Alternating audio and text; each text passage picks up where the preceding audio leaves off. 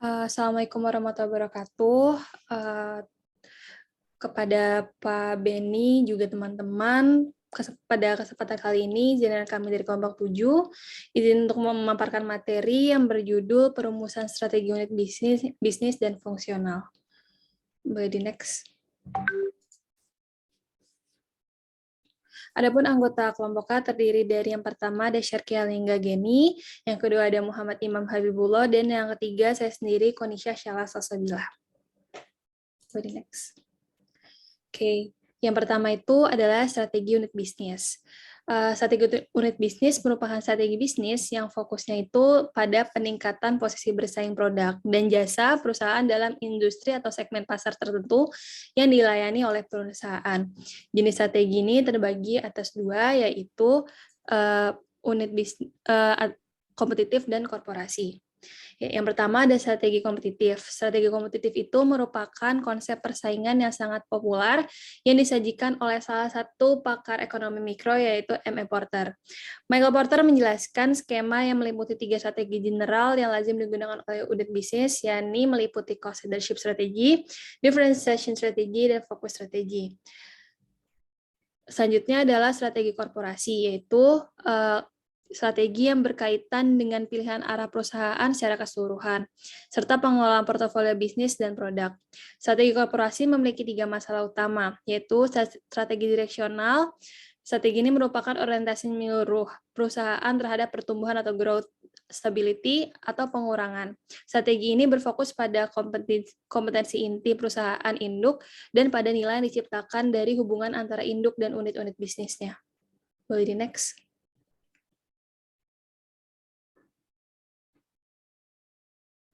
Nah, selanjutnya itu ada rencana pemasaran. Rencana pemasaran ini merupakan strategi bisnis untuk menjual dan memasarkan produk dan atau jasa dengan tujuan merencanakan kerja dan melaksanakannya. Rencana ini juga akan merincikan harapan penjualan, saham pasar, dan sebagainya. Rencana pemasaran terdiri atas yang pertama executive summary atau ringkasan pelaksanaan, yang kedua analisa tentang keadaan terkini, yang ketiga, penaksiran terfokus pada kesempatan bisnis. Yang keempat, tujuan keuangan dan pemasaran itu sendiri. Yang kemudian, ringkasan strategi pemasaran. Dan yang terakhir, anggaran pemasaran bulanan. Nah, terdapat beberapa langkah-langkah dalam membuat rencana pemasaran yang tadi. Yang pertama itu adalah melakukan pikiran usaha atau perusahaan dengan membuat analisis SWOT yang dapat diteliti dalam perusahaan itu sendiri. Yang kedua, membuat garis besar peluang dan ancaman bisnis. Memperhatikan produk baru, tren baru, teknologi baru yang dapat menunjang usaha untuk terus mengikuti perkembangan yang ada. Yang selanjutnya, itu fokus pada strategi bisnis yang dibuat dan selalu meninjau kembali dan merevisi ulang serta mengevaluasi perencanaan. Dan yang terakhir, membuat perencanaan langkah-langkah penerapan yang nyata dan pasti, serta hambatan kemudahan sekaligus. Selanjutnya ada strategi fungsional. Strategi fungsional ini merupakan pendekatan yang diperlukan area fungsional untuk mencapai perusahaan dan bisnis. Tujuan dan strategi unit dengan memaksimalkan produktivitas sumber daya. Hal ini berkaitan dengan mengembangkan dan memelihara kompetensi yang khas untuk menyediakan perusahaan atau unit bisnis dengan keunggulan yang kompetitif.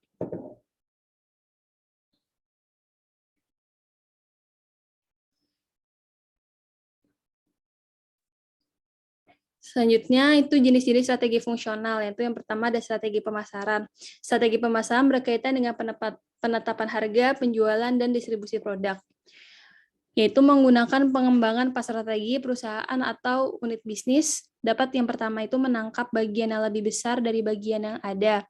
Pasar untuk produk saat ini melalui kejuruan pasar dan penetrasi pasar atau mengembangkan penggunaan baru dan pasar untuk produk saat ini. Dengan menggunakan strategi pengembangan produk ini, perusahaan atau unit dapat mengembangkan produk baru untuk pasar yang ada dan juga mengembangkan produk baru untuk pasar baru. Mungkin selanjutnya akan dilanjutkan oleh teman saya.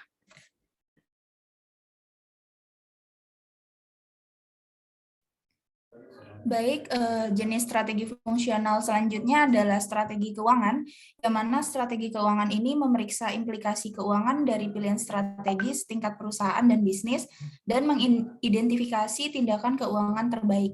Hal ini juga dapat memberikan kompetitif keuntungan melalui biaya dana yang lebih rendah dan kemampuan yang fleksibel untuk meningkatkan modal dan untuk mendukung strategi bisnis tentunya. Strategi keuangan biasanya mencoba untuk memaksimalkan nilai keuangan perusahaan. Strategi keuangan yang sangat populer adalah leverage buyout atau LBO. Sedangkan strategi keuangan yang terbaru adalah penjualan paten perusahaan. Perusahaan seperti AT&T, Bell South, American Express, Kimberly-Clark, and Tricom telah menjual paten untuk produk yang tidak lagi ingin mereka komersialkan atau bukan bagian dari bisnis inti mereka. Next.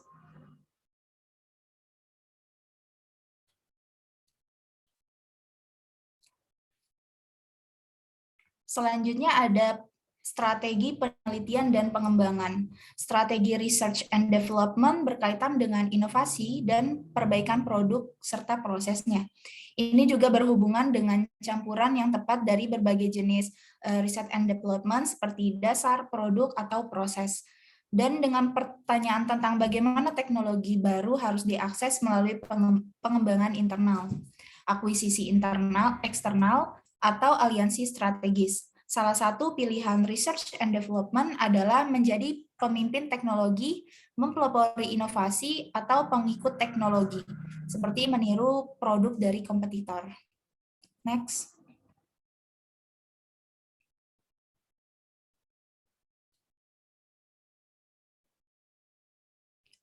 Selanjutnya ada strategi operasional yang akan dijelaskan oleh rekan saya. Strategi operasional atau strategi operasi adalah strategi menentukan bagaimana dan di mana suatu produk atau jasa akan diproduksi, tingkat integrasi vertikal dalam proses produksi, penyebaran sumber daya fisik, dan hubungan dengan pemasok. Ini juga harus berurusan dengan tingkat teknologi optimal yang harus digunakan perusahaan dalam memproses operasinya. Advanced Manufacturing Technology atau AMT berevolusi operasi di seluruh dunia dan harus terus memberikan dampak besar karena perusahaan berusaha untuk mengintegrasikan beragam aktivitas bisnis dengan menggunakan prinsip-prinsip desain dan manufaktur berbantuan komputer atau CAD atau CAM. Untuk yang selanjutnya ada strategi pembelian. Strategi pembelian berkaitan dengan memperoleh bahan baku, suku cadang, dan perlengkapan yang dibutuhkan untuk menjalankan fungsi operasi. Strategi pembelian penting karena bahan dan komponen yang dibeli dari pemasok terdiri dari 50% dari total biaya produksi manufaktur perusahaan di Inggris, Amerika Serikat, Australia, Belgia, dan Finlandia. Untuk jenis yang selanjutnya ada strategi logistik. Strategi logistik berkaitan dengan aliran produk masuk dan keluar dari proses manufaktur. 3 tren yang terkait dengan strategi ini terbukti, yaitu sentralisasi, outsourcing, dan penggunaan internet. Untuk mendapatkan sinergi logistik di seluruh unit bisnis, perusahaan mulai memusatkan logistik di grup kantor pusat. Dan untuk yang selanjutnya ada strategi manajemen sumber daya manusia atau Human Resource Management. Strategi Human Resource Management antara lainnya membahas masalah apakah perusahaan atau unit bisnis harus mempekerjakan sejumlah besar karyawan berketerampilan rendah yang menerima gaji rendah, melakukan pengulangan pekerjaan, dan kemungkinan besar berhenti setelah waktu yang singkat, seperti strategi restoran McDonald atau menyewa karyawan terampil yang menerima gaji yang relatif tinggi dan dilatih silang untuk berpartisipasi dalam tim kerja yang mengatur dirinya sendiri. Dan untuk selanjutnya ada strategi teknologi informasi.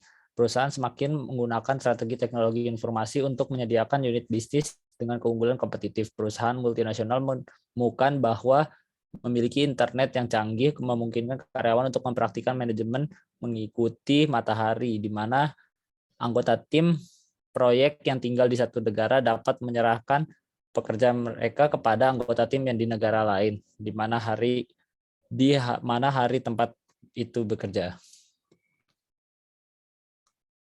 Sekian presentasi dari kelompok kami. Lebih kurangnya mohon maaf. Jika ada pertanyaan bisa ditanyakan. Assalamualaikum warahmatullahi wabarakatuh.